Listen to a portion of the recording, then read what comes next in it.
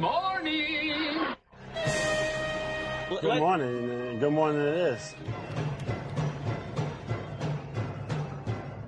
Stephen St. John.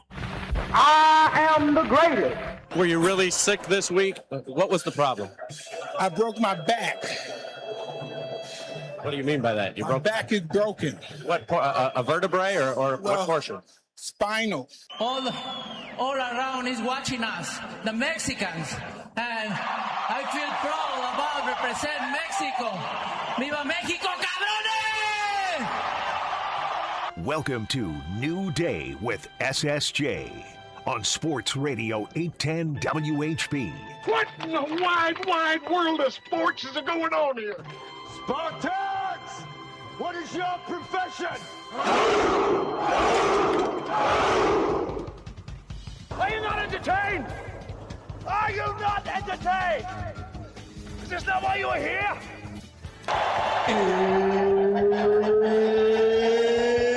It's time! New Day with SSJ is presented by Walker Medical Linen Services, locally owned and operated, HLAC certified to the highest standards. Walker has partnerships with hospitals, surgery centers, and medical clinics in and around the metro area. Walker Medical Linen Services in Kansas City and online at walkermls.com.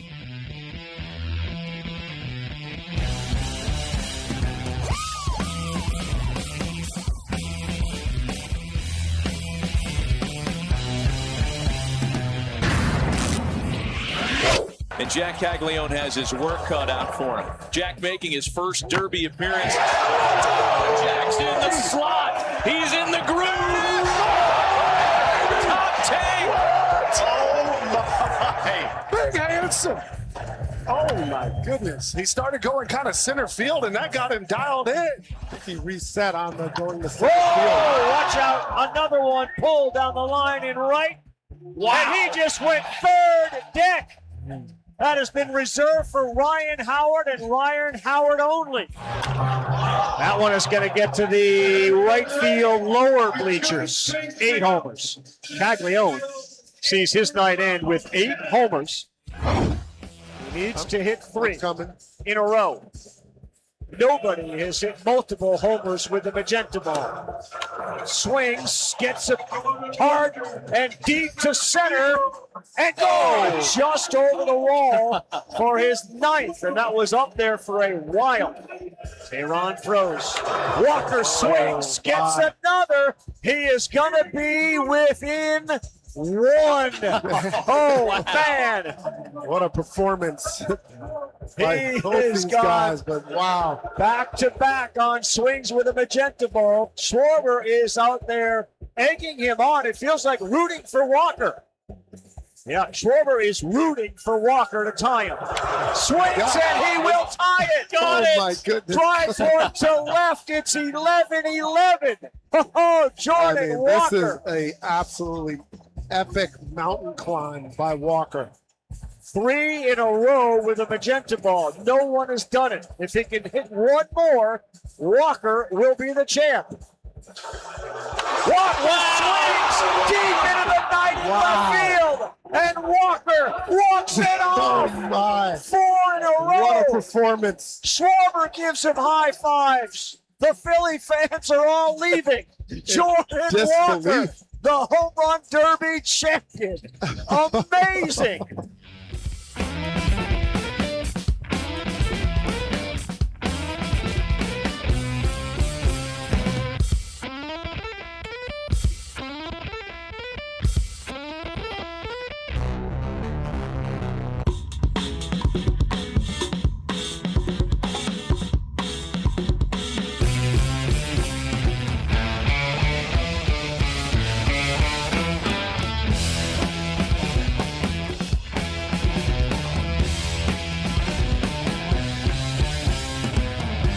Good morning, Kansas City. This is New Day with SSJ on Sports Radio 810 WHB. It's Tuesday, July 14th, 2026. Stephen St. John, Nate Bucatey's here for a little while. We've got Jake Gutierrez and Deebs coming up. We'll talk to former Royals reliever Jamie Bluma. We are not going to hold the Mayo later on. Why not, Jake? We're going heavy on the Mayo. Jonathan Mayo. He'll be joining the show. He evaluates the draft. He's great. We'll have him on at 8:30. Covering prospects from MLB.com, That's right. MLBpipeline.com. Not normally a Mayo guy, but make an exception today. You're a Cool Whip guy? I don't like that stuff. None of that stuff. It pisses my dad off. He'll offer to make me a sandwich. With mayonnaise? No. What? Why not? Please don't put any on there. Put a little bit on there. Don't put any. Just put some on there. Why not? He gets offended, but I think it's because when he made me sandwiches when I was a kid, he would just lather it up with the mayo, and so I make homemade mayo. No. It's delicious. Yeah, we all do, buddy. Is that a lengthy process? Not really. It's really a lot easier than you think. What if I've never thought? Yeah, well, I don't have a preconceived notion. Yeah, I've never had that thought. Like, what would it be like to make some mayo? Yeah, avocado oil. I like avocado oil. Yeah, that's what I put. That's what I use. So I use the good stuff. So I know there's nothing bad in it. Andy Rogers from MLB.com will try to sum up exactly how hot the Royals were heading into the All-Star break. Be difficult to put into words, but she'll find a way. So we got all that going for us and more. Home Run Derby took place last night. You heard the highlights. There it is. Cags did not advance. But what are you going to do? He went deep. He showed off his power. But no advancement. So Jason Stark said, I've seen many, many baseball games at Citizens Bank Park. Only Ryan Howard has ever hit a ball into the third deck in right field, but Jack Caglione hit one tonight. And I've never seen a ball clear the fans in the upper deck in left field, but Wilson Contreras' 490-footer did that. Cool home run derby memories through the first 4 rounds. So, had that going for him. And then the dramatic victory by Jordan Walker of the Cardinals over the heavy favorite that looked like he was going to win, Kyle Schwarber. So that was dramatic. That was exciting. The Philly fans did not like it at all.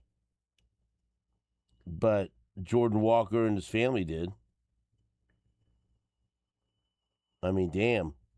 His family was awesome. Right. They were very excited. But beating hometown hero Philly slugger Kyle Schwarber in the final. So, I mean, pretty damn dramatic for a home run derby. It was awesome. Yeah. Barry Bonds said it was the best home run derby he'd ever seen in his life. Wow. How about that? Unbelievable. In the end, Walker proved that taking advantage of that final swing home run bonus was the key, winning with 12 home runs and 18 swings compared to Schwarber's 11 home runs and 15 swings. Now, it looked like Schwarber was going to walk away with the hometown victory, but Jordan Walker pulls the upset. Did you guys like the different format? Yes, way better. They change the format every year. So what do you think about this year?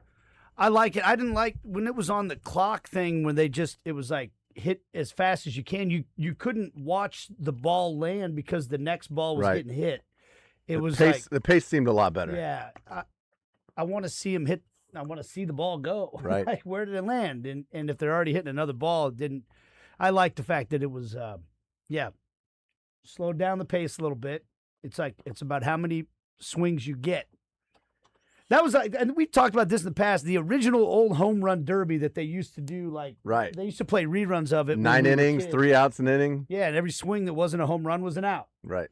And I used to play, my dad and I used to play that in the backyard all the time, too. It was a super fun game. But that's crazy. I used to play that with your dad also.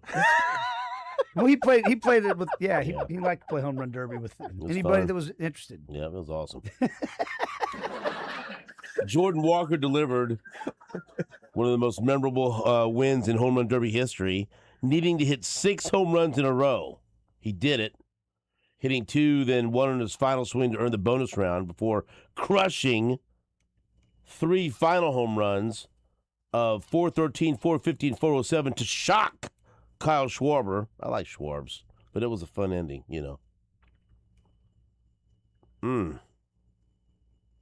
So he was back up against the wall and delivered. So congratulations to Jordan Walker, one of the young stars of the game.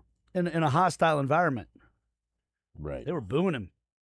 Well, they wanted Schwarbombs to win. Yep. And I love Kyle Schwarber. Yeah, he was great even after the game, or the, whatever you call it, the contest. Derby. The Derby. Thank you. It's right in the name. So you enjoyed it? Thumbs up, everybody? Yeah, I thought it was fantastic. I don't know about you guys. It took me a while to figure out it was on Netflix. No, we talked about it quite a bit. Yeah. We tried to get everyone set up for it. You can listen to it on Sports Radio 810. Buster Olney was on last night. He's right. Pretty great to listen to. But I was intrigued by the fact that Barry Bonds is going to be part of the broadcast crew with Netflix. So I like to hear from Barry Bonds. I enjoyed him. Yeah. Say whatever you want. That's still the best baseball player I ever was able to watch with my own eyes. Not going to argue with that. I took Richie to see him when he played at Kauffman Stadium. So. He was something else, man. He captivated the whole country several different times.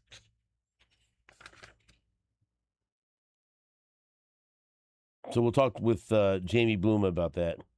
And then we'll also have to get to our first half review of the Royals. That's what you're supposed to do with the All-Star break. So. I don't know. I will say this. And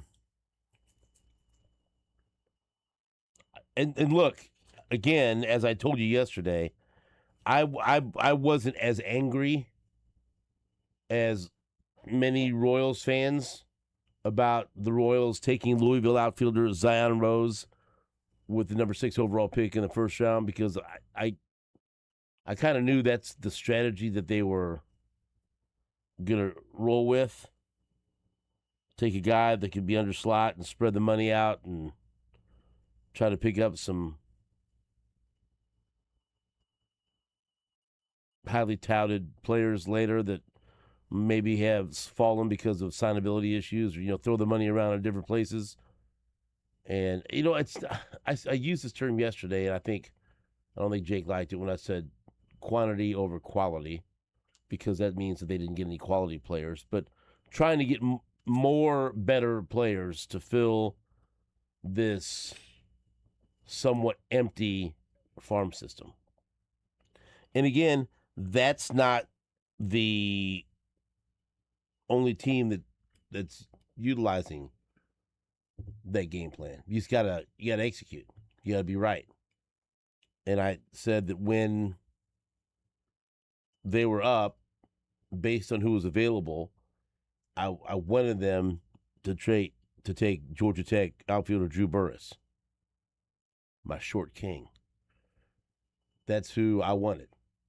That's who I thought was like, okay, grab him, throw him in the minors, and let's see him rocket through the system, and he could be up here sooner than later. And no, I'm not telling you that they should have drafted for need, but they still kind of did. They need outfield help, and either Drew Burress or Zion Rose, they're both outfielders that I think would be on the fast track as college outfielders who can really hit. Where as soon as they get into the system, this is one of those deals like, see in 3 or 4 years, I will be talking about Zion Rose the moment he starts swinging the bat, because I have long had it with the lack of production in center field and left field. The Royals have had multiple opportunities to address that via free agency and trade, and they have whiffed. And I hate to be the bearer of bad news, but Isaac Collins ain't the answer. And I love Kyle Isbell, but he ain't coming back anytime soon, and I don't know long-term if he's the answer. Love Izzy, but, they can stand it. If you're talking about places you can upgrade the offense, that's one of them. And so, Zion Rose, and Keith Law usually is pretty negative, it seems like, about what the Royals do. He loved their draft and called Zion Rose one of the best pure hitters with a great approach in the draft. And so I really like former catcher. He's only been playing outfield for 2 years, and so he's getting better and better, plus arm, plus speed. A lot of things you like. It's just that people see that MLBpipeline.com had him ranked as the 30th prospect, and he went number 6, and they just can't get past that. Even if they, are unwilling to wrap their heads around the idea that that's what the approach was. And, they went out and got a high school arm that they had to overpay to get him to, you know what I mean? So you're familiar with this, Nate. You know what the hell's going on. They've done this before. Yes, but I can tell you, I would encourage you to go and listen to a podcast of The Zone yesterday with Jason Anderson. And, he was in Louisville before for several years and had a good relationship with, I assume it is. Who might I say? Maybe he had a bad relationship with him. He had a relationship with sound like a good relationship with the head coach at Louisville. And so he had him on the show yesterday. And I was driving listening to it, and it was a great interview. And look, the Louisville coach is not going to come on the air in Kansas City and trash his player that just got drafted number 6 overall. But let me tell you, if you needed someone to convince you, to get you fired up about why you should like this kid, go listen to that interview. He talked about him, all the things we want to hear, right? Unbelievable competitor, wants to outwork everybody, great attitude, wants to win. Like he was the Lou Gehrig Award for community service. And so has a heart of gold, he said. Louisville, they kind of call themselves Catcher U. They're known for their catchers they develop. And he talked about how he was a catcher his freshman year. He was good, wasn't great. And they'd had this ongoing conversation about, wanting, maybe thinking it's better for his career, wanting to move to the outfield. And he moved to the outfield, and he was able to play center. And he said, at Louisville, you got to play all 3 outfield spots. But he feels strongly that he could play center at the major league level. And if not, certainly left field. Well, I'd love to see him get a chance to play center. And just raved about him.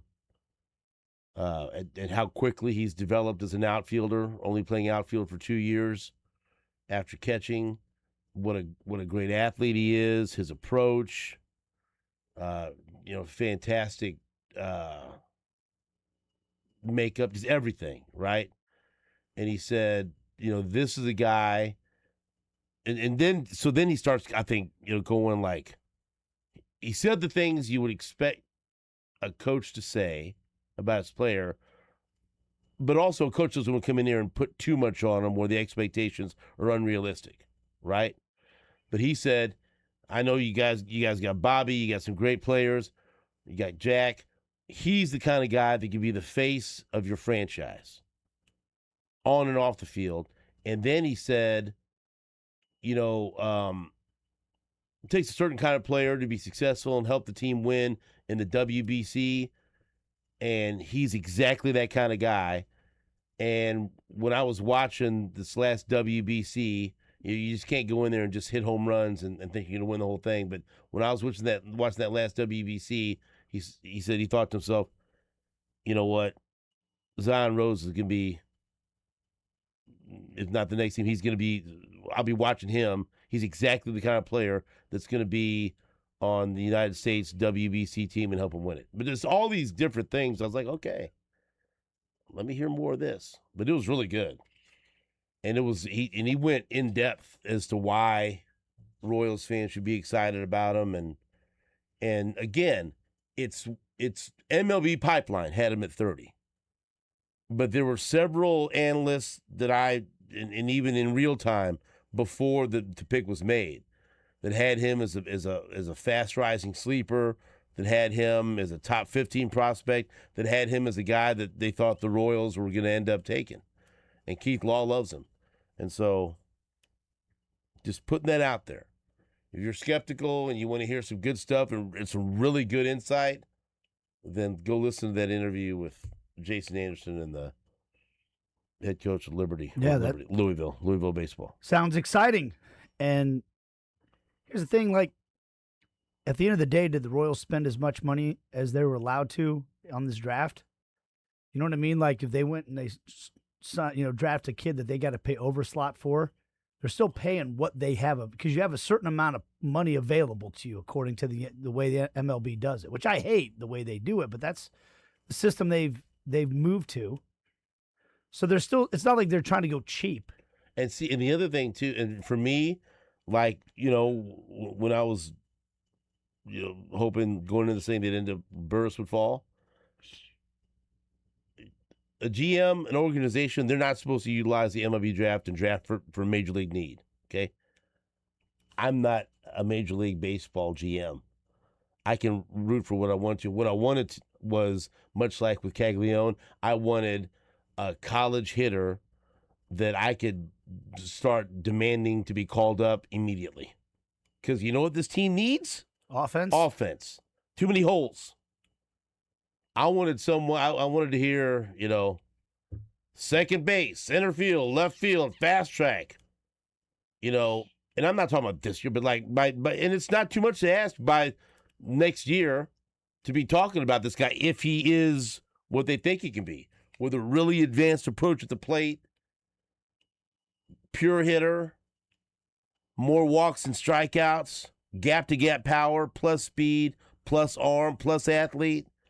Still getting better and better, can play center and left. All those things yes, yes, yes, yes, yes. It's one thing, that's one need, but boy, wouldn't that be nice if they landed a guy that you say, okay, now for the next several years, you got Cags out there in the outfield, and now you got Zion Rose out there in the outfield. Oh, let's go. Instead of, it seemed like the last couple of years, they need to sign 3 outfielders, please. Right. A lot of too many gaps to fill. Well, as they say. Says you. Yeah. Jake, does that intrigue you? Does that tickle your tonsils, as Andy Reid might say, or not? Takes a lot to tickle my tonsils. Right. I don't know, man. I get it. Do you? For the most part. But, I mean, I'll be, not all major league teams spend all their allotted money. So, I mean, I hope they're spending all their allotted money, right?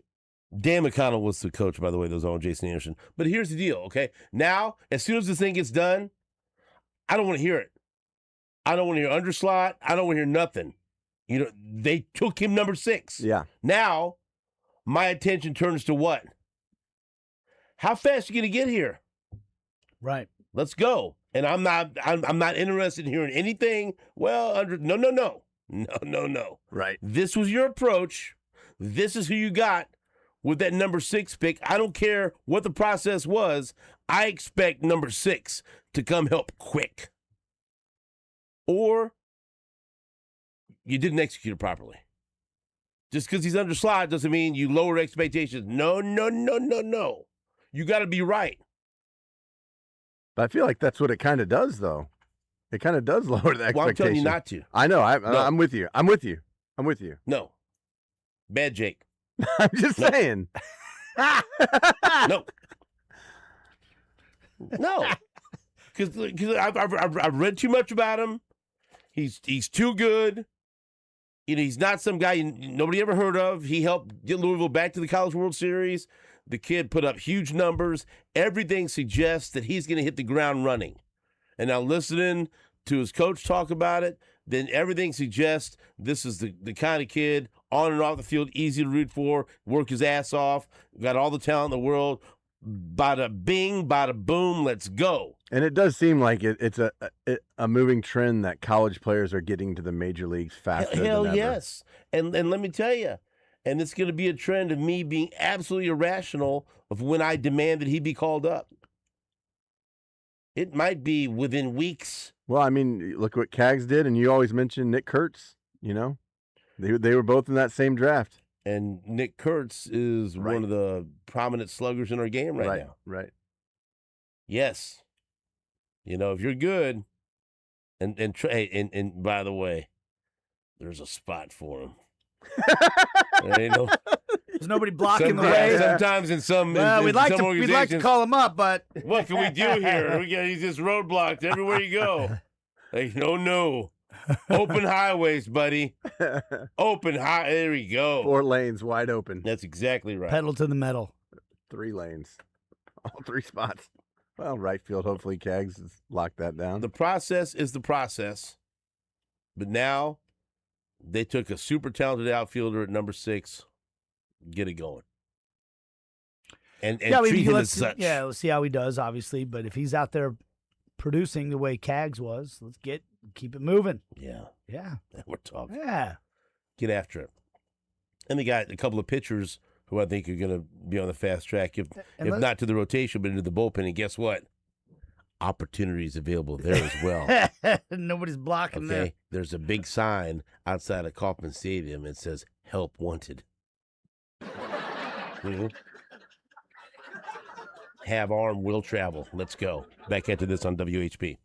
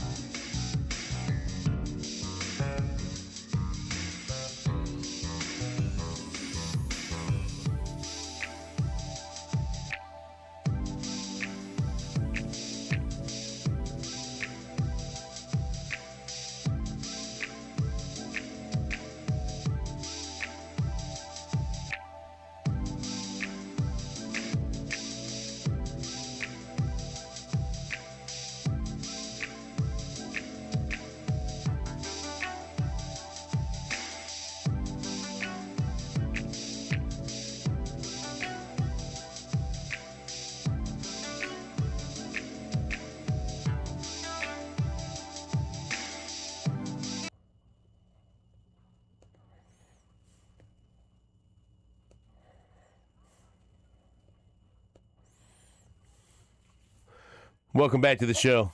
So, I've been attending lots of events, and one would think I'd take a break when I had the opportunity, but no! Kansas City, drink it up. I love it. So last night, I made my maiden voyage to Morton Amphitheater. And I thought people might like what I have to say about it, because they got some really good shows coming up.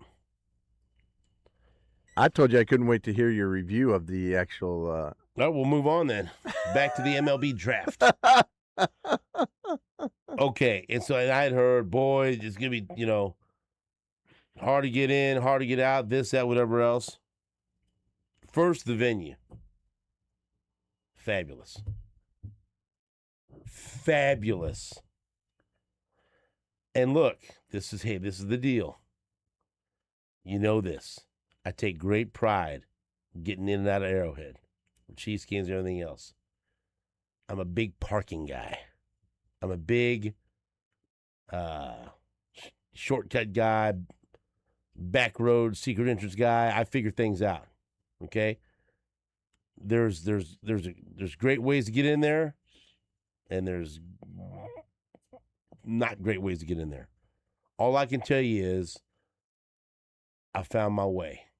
I found my way in and found my way out. That's your neck of the woods, too. Smooth sailing. I mean, that's exactly right. 10 minutes away, maybe? Could not have been easier getting in and getting out. I'll say that. Beautiful, beautiful amphitheater. Doesn't look like to me there's a bad seat in the house. Looks like you might have upgraded a seat. Well, it's, Didn't look like a lawn seat. It was to not. me. It was not. It didn't look. The I saw some video on Snapchat. Right, well, I said that doesn't look like the lawn to me. Looked like you had a nice little. It was a suite, but that's who's accounting. But the point is this: when I found out I was going lawn, I've been dealing with this back issue, right? I said, "There's no way the back will not be able." And you could rent lawn chairs, just but an angel landed upon my shoulder and offered me 2 wonderful premium seats. And I'm certainly not going to say never to that. Wow. I can't say never to that. I won't. I will not. This angel watches over me, and this angel wants my back to be healed. So I sat in a very comfortable chair for the entire concert. This place is tremendous. It blew my mind. Whatever expectations I had exceeded. And let me tell you this. And boy, what a great time for me to enjoy this. Part of this, I actually neither one of them will care, but pretend you're old, Jake, and right, and pretend you're the average person. Yeah, all right, okay. That's not eating beef hearts. All right, beef liver. We went through, and I'm sorry to criticize your precious FIFA, but I just got done going to a soccer game where if you wanted a hot dog and a drink, that's $40, maybe. Easy. You know what I mean? Yep. Gouging the prices, unbelievable. So bad that the people that worked there felt bad and said, "Hey, it's not. This isn't Arrowhead, and this isn't us." Well, I told you we did it anyway. Because we they straight up said, "We're sorry. We got this is FIFA. We got we got a combo with 2 soft drinks in collector's cups, 2 hot dogs, and two bags of chips, $60. Okay, just letting you know what it was. I go here and I walk around where the concessions are. Listen to this, Jake. I see one sign, 2 chicken ranch wraps for $10. And then I start seeing these different signs or whatever else. Bluma, guess what they got? $2 hot dogs.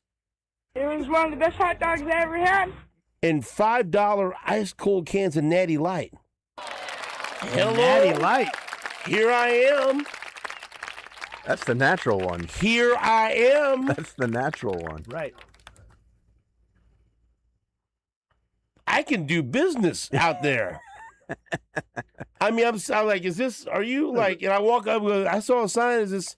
That's a big natty guy. I go to the kids, I go, where do I have to go to get these $5 natty lights and tell her hot dog? She goes, right here, sir. I said, sold. Sold. Now, my wife fought back with the $26 collector shaker cup margarita, but that's fine. She deserves it. Keep that cup. Yeah, she deserves it. Right. But she had a $2 hot dog. And look, I'm just telling you, it's okay to have something that people can afford that's reasonable. It was one of the best hot dogs I ever had. It was, and it was on a toasted bun. Hey. And it was, and I opened this hot dog thing. Okay, I go, wait a minute, is this a toasted bun? Yes. And I ate that hot dog, and it was delicious. Yes, sir. And maybe it made it more delicious because it was $2. I don't know. I can't tell you. It was one of the best hot dogs I ever had. But I feel like I can go out, if I'm out there at a concert with Bluma, I'm out there with Sam, we're out there. Next round, Natty Lights on me. Let's go. Who wants a hot dog? Come on. Sit on Uncle Steven's lap. Let's go. Huh? That's too much right there. Yep. But no, seriously, isn't that like refreshing? That's good. Heck yeah. It's nice. Yeah. You're out there with Kelly. Let's say 2 hot dogs, 2 natty lights. Let's go $14. Let's get after it. That's you like that. And guess what? When I went to see John Mellencamp last night, unbelievable. This guy, 74 years old. He played for like 2.5 hours. Oh, he's got it. Man, was it good. I like John. And I was locked in on most of the hits, but then a couple sprinkled in there I forgot about. Played them all. Cherry Bomb. Oh yeah, love that song. That was Encore's Cherry Bomb, and then Hurt So Good. Ah. Last 5 songs were I love the Authority. Play the Authority song. Get me all fired up. Fight Authority. That's Authority Authority always wins. But the last that lesson right now. The last 5 songs in a row, the Authority song, When the Walls Come Tumbling Down. Ooh, I forgot about that one. Pink Houses. Little Pink Houses for you and me. Cherry Bomb, and then Hurt So Good. Oh. Like the last 5 songs, boom, boom, boom, boom, boom. Like, damn, settle down, John Mellencamp. Yeah. He played this. This might have been the best response. Everyone got up. Get on your feet. And let me tell you something. A lot of old people there. A lot of people with bad backs. Yeah. A lot of people. I had a bad back. I got up to dance a little bit. Yep. I'm looking at other people. A lot of guys looking at each other like, yeah, my back hurts. It's late. My back hurts. Maybe my feet hurt. Yep. But guess what? $5 natty light. And then maybe when I was drinking, when the first time I heard the song, and then I'm okay, and then you're like, yeah! Back starting to loosen up a little bit. Yeah. I fight authority always win. That's right. Couldn't have had a better time. Loved it. I got my first trip there coming up in September, so I think we got Jack Johnson tickets too.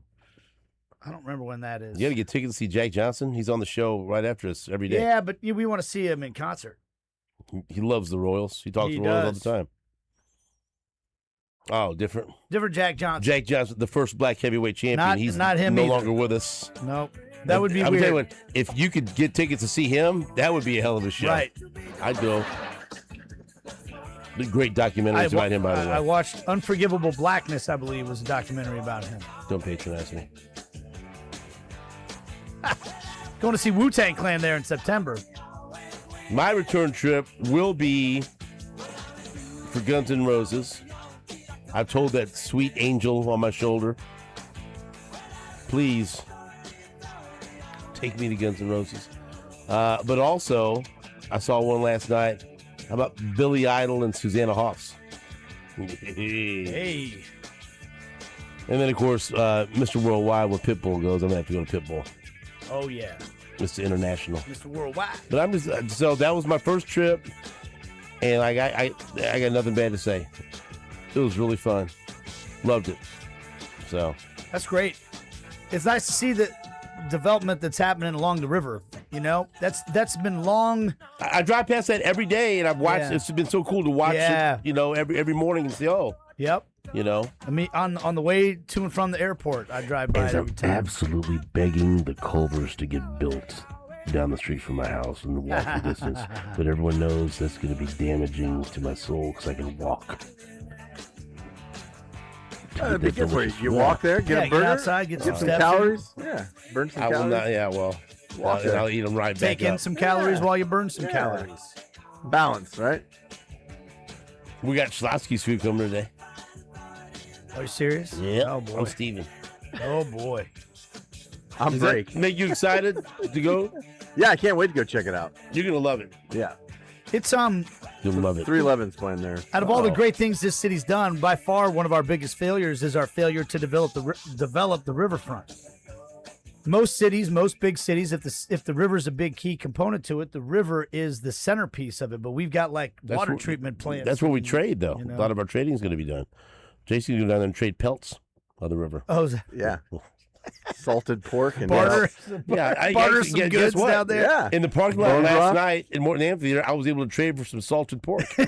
Can you believe it? No, And then that's why this river was here. Another That's right. great aspect of what happened last night. We'll Salted take a pork. break. Back into this on WHP.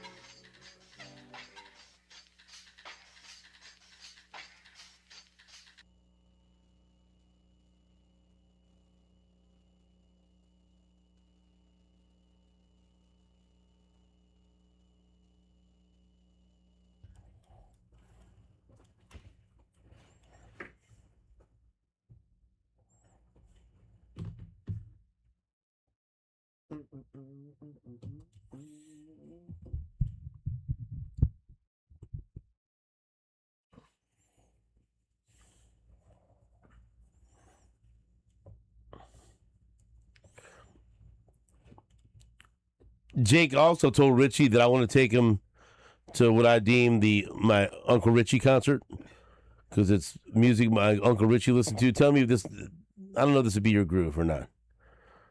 Would you be interested in Toto, Christopher Cross, and the Romantics? Oh, yeah, some yacht rock. Yeah.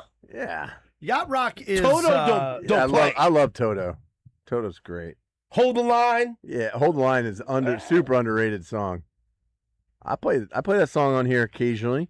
Christopher Cross will have you go sailing, but you have Rosanna's one of the great Rosanna's songs of great. all time. But Christopher Cross, hey, Arthur's theme. When you get caught between the moon and New York City. Kansas City is what I used to say. That's right. And I still say it. We got Yacht Rock at Bloomapalooza this year, baby. Come on. What you got? Yachties. Okay, let's go. Oh, yeah. Let's go. Literally, let's go. Well, let's go. When is that? October 30th. Halloween That's theme. Bloomapalooza. Correct. And when is Toto and... Oh. I'll look soon. it up. It won't be that late. They won't have. I doubt they'll have shows in October out there. I'd go. I'm sure you. Yeah. That's my kind of weather, buddy. Fall.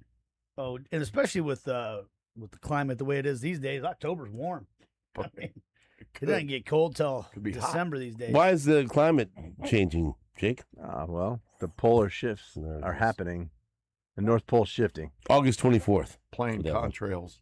No, well that's weather modification. This is actually a planet. Like this is happening to our planet. It all leads into it. Well, this is normal. It happens every about 6,000 years, and then every 12,000 years, catastrophic events happen, and we're right around that area. What did you think of the home run derby? I liked it. You like the format? I did like the format. Wasn't a sprint. Guys get worn out, gassed. But you're right. They do change it. It was hard. Yeah, they it was changed good. But it's the home run derby. If you're gonna mess around with rules, might as well. One of the things tweak I always worry about, and I only talked about it a little bit last night, was dads throwing BP. Oh yeah. In that arena when they haven't done it. They did a pretty good job, to be honest with you. I'll always remember Robinson Cano's dad pitching to him here. Oh yeah. He got booed. We were talking about that last night. He didn't hit a home run. No. He can hit a home run. Yeah. None. That family was great, man. And I don't know if I stuck around and actually watched the post game, and they had grandma was talking, and I love all their jerseys. It was kind of funny. The Walker's mom, Walker's aunt. They brought when they brought him on set on the post game, and Barry Bonds was telling him it was the best home run derby he'd ever seen, and then the family came over and he goes, "Hey," because one of the things that Walker said was, I owe so much to my parents, everything they sacrificed for me, everything they did to, support me trying to chase my dream of playing baseball. And he goes, "All right, come on, Mom and Dad, come over here. $1 million. He just got $1 million sacrificing your whole life. Right. How much you guys get?" And it was funny, but the mom, it was awesome. She looked up at his face was all over the video board, and she pointed up and she goes, "I got everything I want out of it." Pointing at her, and she's like, he's here on the biggest stage having a huge day. That makes it all worth it. Yeah, that was a really cool moment.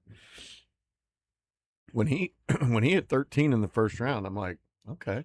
And Contreras, man, right out of the gate, hitting bombs. One of the things you could bet on was distance. I was with Hutchins last night, and I was like, get on, whatever app. And I bet on if Cags can hit a ball, whatever. And so he bet that Cags had hit a ball over 470. And then 3 swings into Contreras, and he hit one 487. All those bets came off of the board. So, no, it was good. It's a good setup. I like Schwarber, too. He does a good job. He seems like very easy to root for a guy. Cags just started slow. He had a pretty good stretch in there where he did pretty good. But, man, that's a big stage. And he didn't embarrass himself, but Jordan Walker, man, I tip your cap to that kid this year because with the struggles he's had, there was a chance that he might not even be on the big league club this year, and started off well and having an all-star year, not just a home run derby year, but he's doing a good job for them. So I like the setup. Did you catch any of the Futures game? Just a little bit. I saw a thing the day before too where they had Ryan Howard versus somebody else, and they had a softball player, and they were set up at second base, and they were hitting balls out. I had not seen that type of thing. You always see the celebrity game. It's always hard to catch that on television, but this was a cool deal where they had a musical artist and then a Shane Victorino versus Ryan Howard, and then they each had a softball player playing in the professional softball league, hitting tanks. Yeah. That was cool. That was flipping around, and that was on there too. So that was cool. You know, Jordan Walker, you bring up a good point about Jordan Walker because before the 2022 season, he was ranked as the number 24 prospect in baseball. And then before the 23 season, he was ranked as the number 4 prospect in baseball, right? So that's a blue chip. He comes up in 2023 as a top 5 prospect and plays in 117 games, 420 at-bats, hits 16 bombs, ends up with a slash line of 276, 342, 445, 787 OPS. After the 23 season, superstar. There you go. Here he comes. Comes up, hits the ground running. This kid is going to be incredible. 2024, he ends up spending most of the time down in Memphis because in the majors, his slash line in 164 bats, 201, 253, 366, 619. And what's everyone saying? Oh, boy. Ouch. Hold on. Sophomore slump here. All right. 2025. Let's see the real kid. 363 at-bats. Hit 215, 278, 306, 584 OPS. Oof. Even a bigger step backward. And you know what the narrative was? Bust. Oh, you got to give up on him. You got to trade him. He's because think about it. That's 2 years. Just think about if that's the trajectory of a Royals prospect. He was a first rounder. Oh yeah. No, I mean he was a top 5 prospect. And now this year, 357 at bats in the first half, 22 homers, 74 ribbies, 13 steals, slash line, 294, 354, 532, 887 OPS. 74 ribbies. I don't know what's the takeaway there. I mean, took him a bit, but they were patient. Doesn't happen very often. Nobody would have blinked an eye had they given up on him in the offseason and traded him after back-to-back years where he regressed. Nobody would have blinked an eye because I saw trade talk with him. And I think he was one of the guys I mentioned on this show, like, hey, it seems like they're getting ready to give up on him. That would be a guy to jump on. Maybe get a post-hype sleeper. And different teams talked about him, and either the Cardinals, and look, sometimes it's they just didn't get the right offer. Right. Or they just held their ground, like, you know what, no, we still believe in him. And after 2 years. Tools are still there. And on top of that, how old is he? 24. So that's a good reminder. Well, that's a little bit of the difference between taking a high school guy and taking a college guy. You have a little bit more time to evaluate and have him come into his own. He's a monster, too. I mean, he's 6'6", 250. Yeah. I like seeing Cags in a Did you see how wrestling match. when Howard came out to like give him the gold chain or whatever after the home run derby, he made Howard look small. I was like, damn, how tall is this guy? Like, I mean, he was he. Well, you were watching him the lineup, and you see he and Cags versus everybody else in the lineup. They'd be a good tag team, WWE tag team champions. Ooh. Jordan Walker and Cags. Yeah, that's exactly right. Jake, you like that, wouldn't you? Yeah, I'd be on in their stable. Jordan and Jack. JJ. I do like the point. I mean, look, we saw both Moose and Haas kind of struggle out of the gate.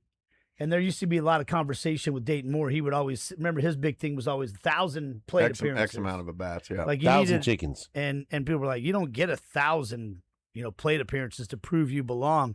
But it's kind of funny. I'm looking at his at-bats. He was just at 1,000 coming into this season. Like just under 1,000. So I don't know. But some teams would have said, yeah, okay. But then you're trading, you're selling low, right? You're buying high and selling low if you're selling the guy at that time. And now, a couple months later, you couldn't give St. Louis enough for him. Nope. Oh, he's non-tradable. Yeah, right? How Right. quickly that changes. We'll take a break back after this on WHB.